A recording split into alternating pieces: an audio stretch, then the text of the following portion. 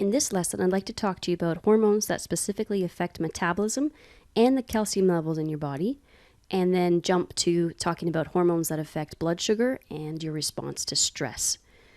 These three glands that we'll talk about in terms of metabolism are the thyroid gland, the parathyroid gland, and the anterior pituitary gland. The thyroid gland sits right here. If this is your voice box and this is your trachea, then the thyroid sits wrapped around the first part there of your trachea. And then you have the parathyroid glands will be four little tiny glands built into the thyroid, but you'll see that in the next section. The anterior pituitary gland, again, is the front portion of the pituitary gland that's located up near the brain that's attached to the hypothalamus. So let's talk about the thyroid first. The thyroid produces two hormones that we care about. It produces other things, but we're just focusing in on the two. The first one is called calcitonin. Calcitonin's job is to tell the bone cells to absorb more calcium. So when you want to build bone, you want calcitonin to be active. That means, though, that once you begin to take the calcium from the blood, then obviously you reduce the blood calcium levels because you've stored that calcium. That could be a problem if calcitonin is too active.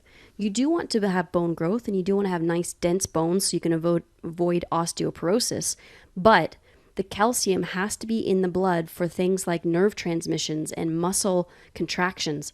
And if you remove too much of the calcium from the blood, that's going to be a big problem.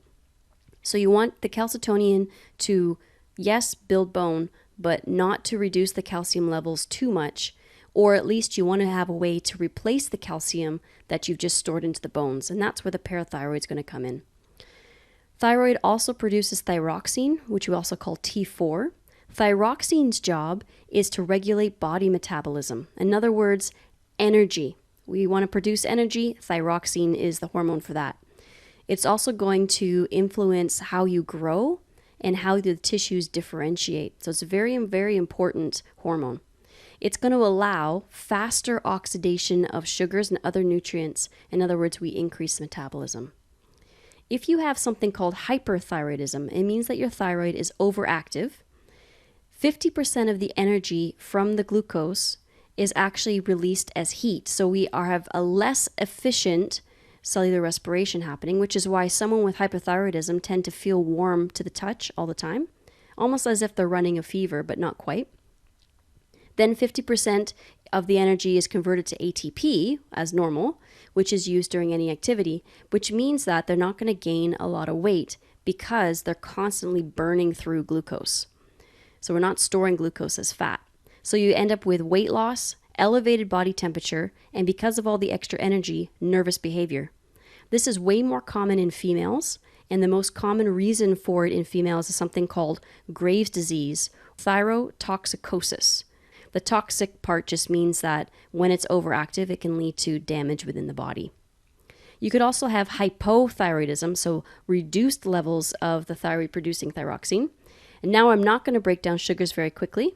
And that excess sugar, rather than floating around or being removed in the kidneys, it's going to be converted to glycogen and stored.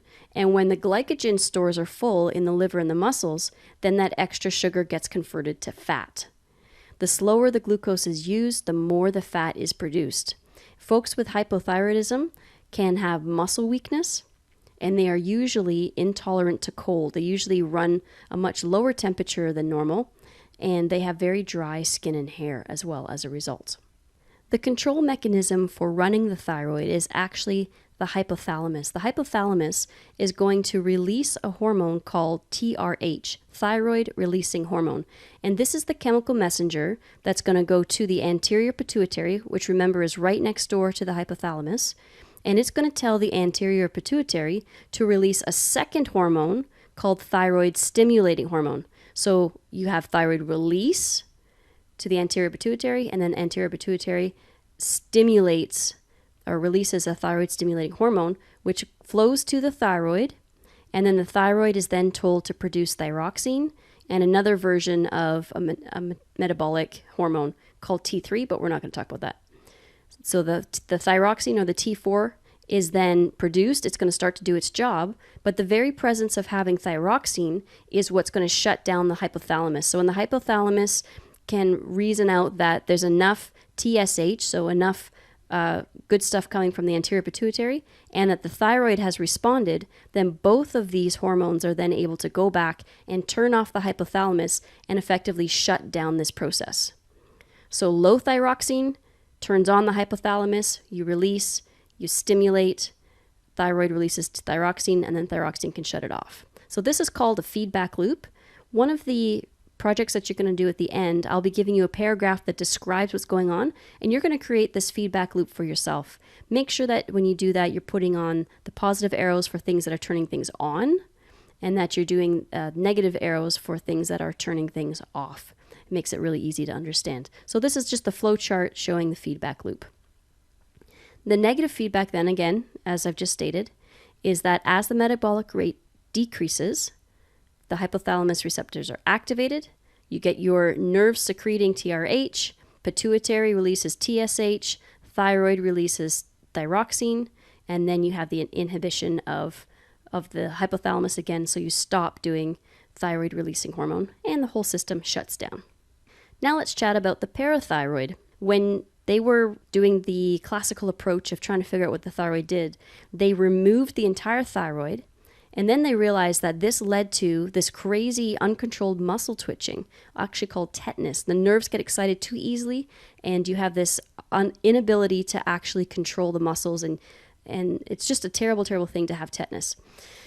And it's all due to abnormal calcium levels, because the calcium levels in the blood are what help to control the muscle contractions. So when they looked deeper, they realized that there's actually these 4 little tiny glands built into the thyroid, and they called them the parathyroid. Para means beside. So how does the parathyroid respond? What is it there for? Just remember that the thyroid, we just mentioned above, produces calcitonin, and the calcitonin's job is to reduce the blood calcium levels by storing the calcium in the bones. It helps with bone density, increasing bone density. So calcitonin will drop blood calcium levels. Well, once that begins to happen, I don't want this muscle twitching to begin to happen, so the parathyroid will kick into gear, and when it senses the low calcium levels in the blood, then it monitors itself, by the way. The nervous system, the hypothalamus, is not involved here. The parathyroid does all of its own monitoring. It responds directly to the changes in its immediate surroundings. So when the blood flowing through the parathyroid is low in calcium, that's what triggers it. Then it releases something called parathyroid hormone, or PTH.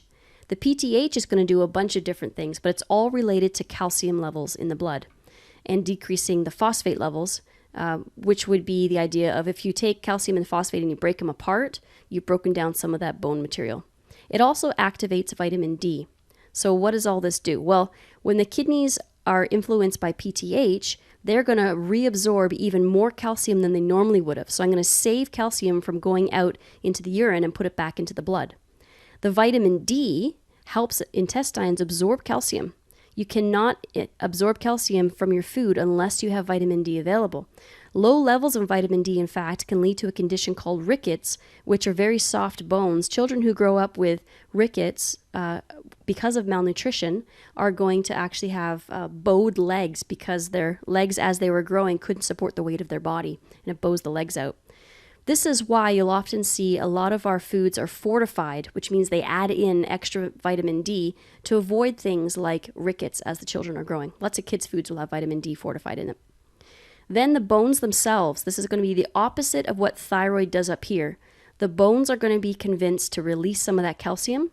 The calcium and the phosphate separate in the bone cells. The calcium gets reabsorbed into the blood, and then the phosphate gets excreted in the urine. All 3 of these things, whether you're asking the kidney to reabsorb more, whether the intestines are absorbing more, or whether you're breaking up bones, all 3 of these things will increase the blood calcium levels and will prevent the muscles from going through the tetanus. Here's the picture that describes what's going on there. Take a look at that from your note. Then finally, we have the anterior pituitary gland. Now this one specifically, although it does produce quite a few things, what we're talking about in terms of metabolism is the growth hormone, or somatotropin. That's the real name for growth hormone. It affects most of the cells. It's a non-targeted, but specifically, there's a lot more receptors in the cartilage and the bone cells, so these ones are very susceptible to influence by somatotropin. It's going to stimulate the liver to produce something called insulin-like growth factors. And that's going to tell the cells that they need to divide in the growth plates of the bones. And that's going to help to elongate the long bones. So when you're growing and you're in childhood, if you don't have enough growth hormone, that leads to dwarfism. If you have too much growth hormone, that can lead to gigantism. If you are an adult, so you have already grown to your full size, but now you've added in more somatotropin. So for example, someone is taking steroids and they're trying to build muscle bulk. Then what can happen is if you add in growth hormone after the growth plates of the bones have already fused, the long bones themselves, in other words, your arms and legs, well, they can't increase any more in length, but your jaw, your forehead, and your fingers and toes can still continue to grow if you add in too much growth hormone. So that usually leads to a broadening of facial features called acromegaly. Not a good thing to do. It does not look good. The soft tissues and bones also grow. They grow by increasing the number of cells. That's called hyperplasia, or increasing the size of cells, which is called hypertrophy. This is also going to promote protein synthesis. That's how you're growing. But it's also going to prevent proteins from breaking down. And that's going to lead to more amino acids being sucked into the cells than is normal. So your protein requirements are going to go way, way, way up in your food so that you can supply the amino acids to the cells that are going through protein synthesis. As we get older, naturally, we're supposed to produce less growth hormone. That's just a normal thing. That's why as you begin to reach maturity, you are going to stop your long bones from growing, so your height gets to its final height, and then you are going to, hopefully over time, although there'll be some growth hormone because you still need it for repair of tissues, you're not going to continue to grow in many, many other ways. So from then on, less is produced so that all I'm doing is cell repair and some protein replacement. Growth hormone also promotes the breakdown of fats into fatty acids, and the muscles use those fatty acids instead of glucose for fuel. So you increase your blood glucose levels by doing that, which is good for your brain because your brain can only use glucose. It doesn't use fat for fuel. It needs glucose. So that's the reason why some of these growth spurts that kids go through often mean that they lose body fat. If you got a lot of GH, a lot of growth hormone, you're going to break down fat and you're going to lose weight. So you go from being this cute little round 10-year-old to suddenly being a tall, slender 16-year-old. So now let's chat about the hormones that influence blood sugar levels. The pancreas was an organ that you learned about back in grade 11, and back then we discussed that it produces digestive enzymes, things like pancreatic amylase, which digests your carbs, trypsin, which digests proteins, and chymotrypsin as well, also proteins, lipases, which digest fats. And these were exocrine secretions. In other words, they went into a tube, and then that little tube got dumped into the small intestine so that the enzymes could do their job. But it also produces hormones, and this is what's important for a grade 12 conversation. If you look at the pancreas down here, you see these little flower-shaped sections. These flower-shaped sections are called the Eyelets of Langerhans, very fancy sounding, made basically little islands of a different type of cell that's going to produce hormones rather than digestive enzymes. There's about 2,000 of them scattered throughout the pancreas. And there's two different types of cells there. You have the alpha cells, there's the alpha symbol, that produce glucagon, and the beta cells, which produce insulin. Glucagon's job is to increase your blood sugar levels, and it'll do that by telling wherever glycogen is stored, which is liver and muscle cells, wherever glycogen is stored, to start being chopped up into the individual glucose molecules so that these guys can be dumped into the blood and the sugar levels will be able to increase. So when I have low blood sugar level, I want glucagon to do its job of helping me to convert glycogen to glucose and increase my blood sugar level. Then insulin's job is to decrease the blood sugar level. That's going to tell the cells, it's a protein hormone. You can see there's the receptor on the outside of the cell. It's going to tell the cells by sending a cascade of information to go down to the nucleus and turn on the gene that makes this little structure right here. This structure, or the GLUT4, is basically a glucose transporter. And when you make these little proteins, they get sent up to the surface, they become part of the cell membrane, and now you have the ability to draw and pump glucose into the cell. So that's insulin's job. So it's going to increase how permeable the cells are to glucose, which basically means it'll increase how much sugar they can suck out of the blood. And that's usually when energy is required, or when your blood sugar levels are so high that you need to remove the sugar from the blood and store it in some way, either as glycogen or as fat. The muscle cells that suck up glucose are going to use that glucose right away for energy. The liver cells will most likely convert the glucose into glycogen for storage, and then your fat cells are most likely going to take that glucose and store it as fats.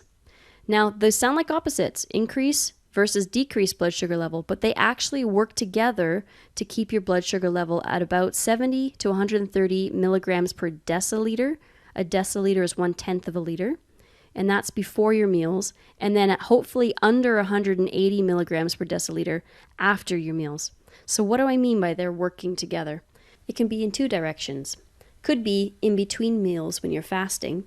You could have sugar levels begin to drop in the body, so then the glucagon is going to take your storage and it's going to increase the blood sugar level to make the sugar available so that the insulin can then pull the sugar out of the blood and put it into the cells.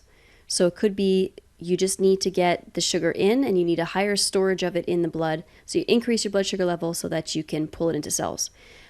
Vice versa, when you've just finished eating, the insulin has been decreasing the blood sugar levels, so you are storing it and using it within the cells, and that might decrease your blood sugar level a little bit too far, in which case the glucagon can kick in and pull the blood sugar level back up to what would be acceptable and normal. And that's how they're going to work hand in hand to make sure that your blood sugar level is within the correct range down here.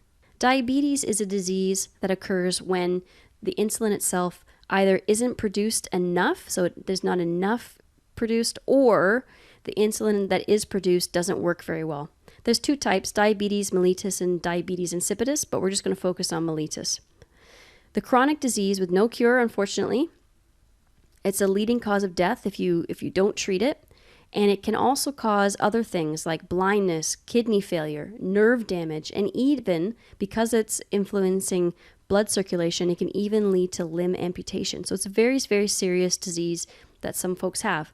Now, the blood sugar levels are going to rise very quickly after your meals, causing hyperglycemia, and that's because your insulin isn't working to encourage the cells to take the sugar from the blood and store it. So you're going to have sugar remaining in the blood. Keep in mind that any extra sugar should now go out towards the urine. It's going to be filtered out in the kidneys, but there's this whole glucose reabsorption threshold that gets reached in the proximal tubule. You're supposed to be, once you've filtered out glucose, trying to reabsorb as much as possible. But if you overwhelm the glucose transporters in the proximal tubule, then all that extra sugar that you weren't able to pull back out of the filtrate and put back into the blood stays in the filtrate, and so the glucose ends up in the urine. So you can actually do a sugar test on urine to see if somebody is hyperglycemic. Very high concentration of glucose that stays in the nephron tube now draws water from the capillaries that are surrounding it. That means I'm going to lose more water, so I'll have high volumes of urine produced, and I'm going to dehydrate the body, which should signal the thirst reflex of the hypothalamus. Diabetics often experience very low energy levels. It's not because they aren't eating properly, but it's because the food that they eat, the glucose that they're eating, cannot be used properly for cellular respiration. That means that their bodies are going to have to use other energy sources like fats and proteins to make up for the fact that the glucose is not accessible. That causes a cascade effect. First thing that would happen would be you start to metabolize fat. The fat produces 3 different versions of ketones. 2 of those are going to be used for energy. I'm going to directly convert them to acetyl-CoA, and then that can enter the Krebs cycle, and I can continue with my cellular respiration.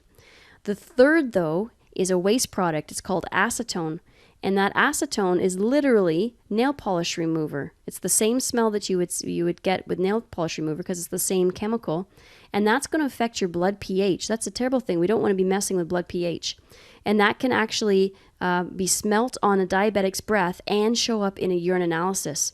So if you have lots of extra sugar in the urine and now you're seeing lots of these ketones in the urine, you can pretty much guess that something's going wrong with insulin, and it could be an indicator that someone has diabetes. What's going to happen then? Well, when I start to build up these ketones, I go into a state called ketosis, which is actually normal. Whenever you're metabolizing fat, you will produce the ketones, but it can lead to an abnormal condition called ketoacidosis if you don't correct it. So ketosis is okay for a short period of time. If you don't fix it, it leads to ketoacidosis. The extra glucose and the ketones that are in the blood are going to lower the blood pH. That means that I'm getting more acidic blood, and I'm going to have to go through all those pathways we discussed earlier about trying to balance the pH using the bicarbonate buffer, etc. Well, what does that do? That's going to tell the kidneys it's time to remove more ketones and even more glucose. If that's the case and it remains in the nephron, that's going to draw the water into the nephron along with a bunch of other electrolytes that I need, and they're all going to be lost in the urine. So the result then is that you lead to severe dehydration because it's going to be reduced blood volume. That's going to lead to tachycardia, which is a way of saying you're going to increase your heart rate, and hypotension. You're going to reduce your blood pressure. All very bad things to have happen. There are 3 types in general of diabetes that can occur. The first type is the juvenile onset diabetes. This is thankfully the least common because this is the one you can do least about. The pancreas doesn't produce insulin because the beta cells that are supposed to produce them in the Eyelets of Langerhans have degenerated for some reason. Often this is caused by an autoimmune response. These right from childhood, these people must regularly take controlled doses of insulin if they want to live. If you are a type 2 diabetic, then you have adult onset diabetes. And this is about 90% of the cases, which is sad because it's actually pretty much preventable. What happens is you get decreased insulin production or an ineffective use of the insulin that is produced, which is much more common. You can control it with diet, exercise, or oral drugs called sulfonamides. And the drugs are what they basically do is stimulate the Eyelets of Langerhans to produce more insulin than they did before. So you're just going to overload the system with extra insulin and hope that it listens. People who are obese, when they develop type 2, here's basically what happens. The endoplasmic reticulum, or the ER, when it's overloaded with nutrients, that sends a message to the cell membrane to stop responding to insulin. So if you recall, back up here, we had the cell membrane and the receptor for insulin. Insulin would come along and it caused that cascade effect, produce these little transporters which get put up into the cell membrane, and then the cell can now suck in glucose. So if you can prevent the insulin from ever coming and attaching here, then you can prevent the cell from sucking in more glucose. And that's what happens for people who are type 2 diabetic. The endoplasmic reticulum here inside the cell is going to send a message to the receptor to prevent it from being able to bind to insulin. And if that's the case, you're not going to be able to draw glucose into the cell. That's called insulin resistance. And that's going to increase then the body's sugar level, the sugar level in the blood. And that again is the symptom of diabetes. There's a third type, which is a little bit more rare. It's only in 2 to 4% of pregnancies, and only women can get it. It's called gestational diabetes. Gestation is the period of time it takes for a baby to be growing inside the mother. So for humans, that's 40 weeks of a gestation period. So gestational diabetes occurs during that time. And it's a very temporary condition, thankfully, but it can increase the risk of full-blown diabetes for both the mother and the child if the mother during that time develops insulin resistance. And of course, the child can as well. And that's due to very high sugar levels in the blood of the mother as she's feeding the baby. And when that happens, the baby can then say, oh, there's too much sugar in our blood. And then they can also become insulin resistant as well, leading to diabetes.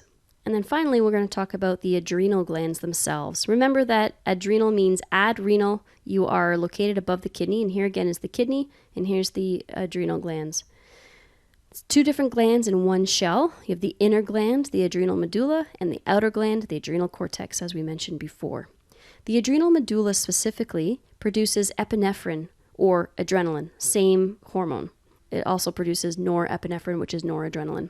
When you are under stress, these hormones are going to be released into the blood for the sole purpose of trying to increase your energy supply. The reason you want to increase energy supply is that you're trying to get through a stressful situation where you're going to need more energy to be able to respond and to be able to do fight or flight response.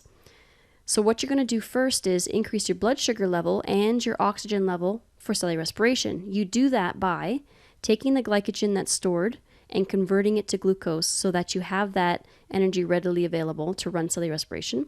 And you're also going to increase your heart and breathing rates so that you can deliver these things much, much faster, and all the parts that you need for cellular respiration will be available.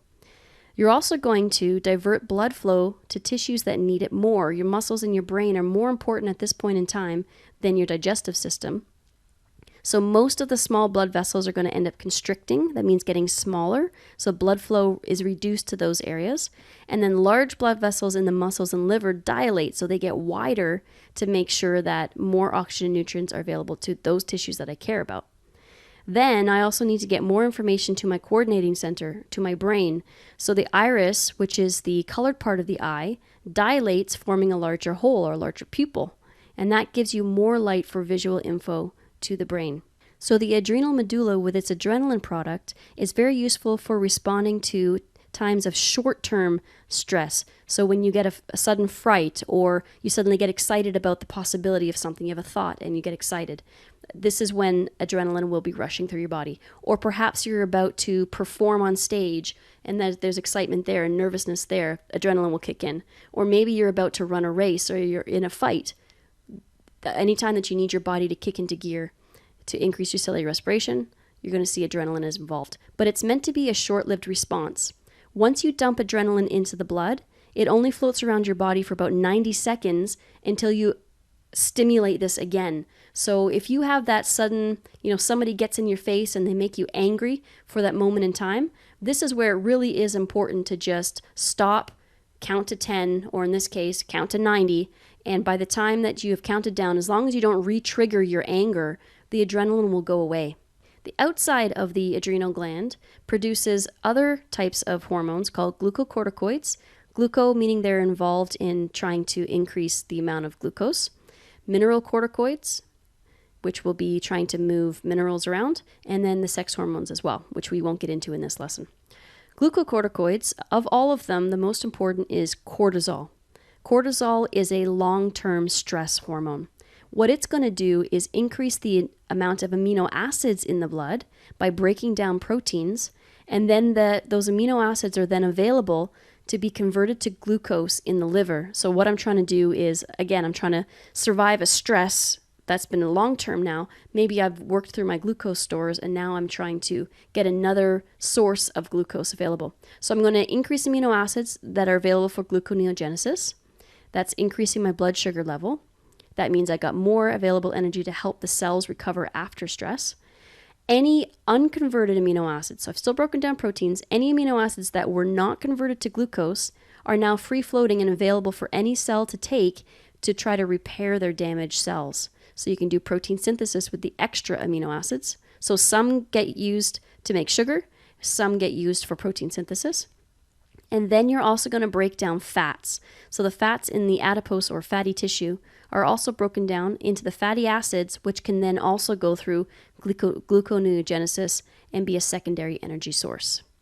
As a feedback loop, when the cortisol increases, that tells the cells in the hypothalamus and the pituitary gland to stop producing some of their hormones. And so then you will eventually slow down the production of cortisol. The second kind is the mineralocorticoids. These are very important, but the most important is aldosterone. Aldosterone, we've mentioned before when we were talking about how you regulate blood volume and how you keep some of the water. Now, you're going to increase your sodium retention. Remember, that's in the distal tubule and the collecting ducts. And when you increase the amount of sodium, the amount of water being reabsorbed by the kidneys also goes up, because if you throw the sodium from the nephron back into the blood, the water will also move from the nephron back into the blood. So I can retain water that way. That's going to help me increase my blood volume, which will then directly increase my pressure. And again, you can see the water balance note and the video for that to get more details. Hypervolemia is a case that happens, so hyper meaning more, volemia meaning volume. If you have a lot of blood volume for a very long time, that can lead to all sorts of issues. Aldosterone doesn't quite get you to the hypervolemia state because this is over and above what should be happening, but it certainly is a term in the right direction just to say more blood volume. There's another one, but it's actually made by the anterior pituitary, not the adrenal cortex, and that's called the ACTH, Adrenal Corticotropic Hormone. And it's going to tell the adrenal cortex to start releasing the mineral and the glucocorticoids so that I can respond to stress. So your response to stress in general then has to be different depending on what type of stress you are under. If you are under short-term stress, it could be caused by the fear or excitement I mentioned earlier, or maybe you're about to run a race or whatever. Then you're going to have the hypothalamus send signals via the nerves to the spinal cord, Then the spinal cord is going to go to send the message down to the adrenal medulla, so the inside of the adrenal gland, to secrete a hormone. And that specific hormone would be epinephrine and norepinephrine. Epinephrine will then be released, and it'll go as a non-targeted body-wide response, so it gets dumped into the blood. And then its response is to increase the blood glucose by breaking down the glycogen, as we mentioned before, increase your heart rate, increase your breathing rate and your cell metabolism, and then to change the blood flow patterns that are going to direct more blood to the heart and to the muscle cells. Okay, that's your short-term response so that you can get ready to fight or flight. If you're doing a longer-term response to stress, then that again could be caused maybe you've got physical trauma, so you're in pain. Maybe you're very fatigued or just overtired. Maybe you've gone through some emotional trauma and that is causing your body to have this stress response. Maybe you're working too hard. And if that's the case, then the hypothalamus will release the hormone that'll tell the anterior lobe of the pituitary to release its hormone. Okay. Then the anterior lobe releases ACTH, Adrenal Corticotropic Hormone. That is then carried to the adrenal cortex, where I'm going to release the mineralocorticoids and the glucocorticoids. Again, specifically, the glucocorticoid that's most important would be cortisol, and the mineralocorticoid that we care about in this course is aldosterone. The mineralocorticoids, the aldosterone, is going to help me increase my blood volume and blood pressure by retaining sodium ions, and then the cortisol is going to increase the blood glucose levels by breaking down proteins and fats, and then also having those extra amino acids available for repair. And it's also going to do a little suppressing of the inflammatory response of the immune system as well. But that's not part of this course necessarily. So here we are having them written out again. So cells in the hypothalamus send signals to the nerves in the spinal cord. Spinal cord stimulates the adrenal medulla. Adrenal medulla secretes these two hormones. Blood glucose increases, heart and breathing rate and metabolism increases, blood flow changes, and the result then is more energy available for fight or flight response and the greater delivery of glucose and oxygen, much faster response there. And again, long-term, hypothalamus releases a hormone that stimulates the anterior lobe. Anterior produces ACTH, carries by the blood to the adrenal cortex. This gets stimulated, releases your stress hormones here, aldosterone and cortisol. And again, the more amino acids and fatty acids that you have available for gluconeogenesis, the more glucose you can produce, therefore you have more energy available. And the extra amino acids are also available for tissue repair, and you're going to increase your blood pressure as well, because you're going to be sucking back way more water from the kidneys and literally have higher blood volume. Keep in mind your ADH, your antidiuretic hormone, can also help to increase your blood volume and pressure if required. There are plenty of problems associated with long-term stress. And this is where your thoughts and your emotions can actually physically make you sick if you're constantly triggering these hormones in response to stress. The higher blood sugar itself is going to change the osmotic balance between the blood and the extracellular fluids. So higher blood sugar is going to draw water from the tissues, and that's going to cause dehydration. That can lead to increased fluid uptake by the blood, like we just said, that's going to cause dehydration, and increased blood pressure because now I have more volume. Because I have extra water, I have more volume in the blood. And that's going to also increase water loss from the nephrons. So this will be an increase in blood pressure, and this will cause an increase in urination. Increased blood pressure could possibly rupture blood vessels. You could have an aneurysm due to the high pressure, constant pressure. It's also going to, because of the high blood pressure, increase blood clotting, and it'll also increase wear and tear on the arteries that'll need to be repaired, and that could even lead to narrowing of the vessels. That's going to also increase the heart rate. When the blood pressure goes up, the heart rate can go up, and that's going to lead to possibly damaging the heart muscle as well. So long-term stress can have serious effects on the cardiovascular system. It's no joke. There are a few other stress hormones. Prostaglandins comes to mind. These are secreted in very low concentrations because you only need a little bit to get the entire job done. They get absorbed very, very quickly by the cells that they're targeting, and they only affect a very small area, the 16 different versions of prostaglandins. Some of them are going to increase blood flow to the tissues, and they get turned on by epinephrine. Others are going to actually tell the smooth muscle in the air passages to relax, and when it does that, it opens airways. So this is very important if you want to get more air into the body. You want to make sure that you haven't constricted your airways. And that, my friends, is the end of this particular lesson.